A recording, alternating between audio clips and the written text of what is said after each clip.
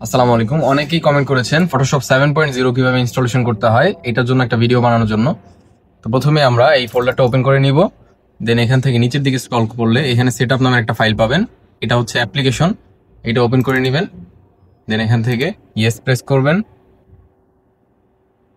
এরপর এখান থেকে নেক্সট, দেন ওকে। এরপর ইউএস ইংলিশ সিলেকশন করে নেক্সটে ক্লিক করবেন।